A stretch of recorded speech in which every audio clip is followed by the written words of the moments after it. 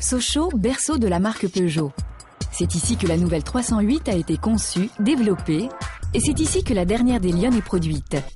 Jean-Christophe Quémard est le chef d'orchestre du projet que l'on appelle T7, et c'est lui qui a veillé à ce que la qualité de conception et de fabrication soit irréprochable.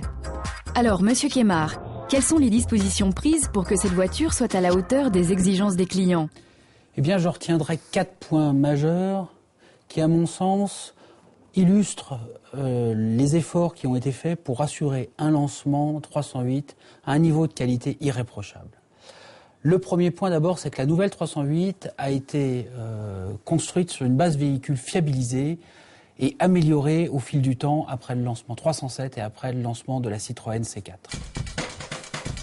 Le deuxième point, c'est que le développement de 308 s'est conduit de manière parfaitement conforme à son plan de marche, et en particulier en termes de convergence qualité, ce qui nous a permis de traiter toutes les non-conformités et tous les défauts que nous avons pu constater. Au-delà de ça, sur 308, a été conduit un plan de fiabilisation exceptionnel. Ce plan de fiabilisation est basé sur des roulages en conditions clients, permettant de détecter les défauts qui sont vus parfois pendant le lancement commercial. C'est dès le 18 avril, 25 véhicules qui ont roulé en semi-confidentialité, et à partir du 6 juin 2007, date de levée de confidentialité, c'est 200 véhicules qui auront fait près de 2 millions de kilomètres avant la commercialisation. En outre, sur 308, nous avons mis en place un management dynamisé des fournisseurs, avec en particulier la mise en place de 26 permanents PSA dans les sites fournisseurs stratégiques.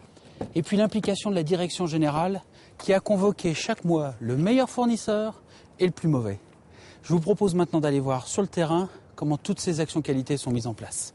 Pour le développement de la 308, tous les tests ont été renforcés dans la durée, le nombre de kilomètres parcourus augmenté, pour traquer le moindre défaut.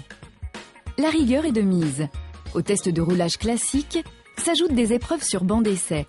Sur ce simulateur d'endurance, on valide la tenue de la structure du véhicule, en même temps que l'on soumet ce prototype à un vieillissement accéléré, en reproduisant toutes les situations climatiques possibles. Ici, tous les éléments porteurs sont soumis à 240 000 km en 3 semaines. C'est l'équivalent de la durée de vie d'une voiture en utilisation client. Là, les éléments ouvrants subissent eux aussi des tests d'endurance qui reproduisent la durée de vie moyenne d'une voiture. Enfin, l'électronique a fait l'objet d'une attention particulière. C'est Pascal Fèvre et son équipe qui interviennent dans ce domaine. La qualité de l'électronique de la Peugeot 308 était pour nous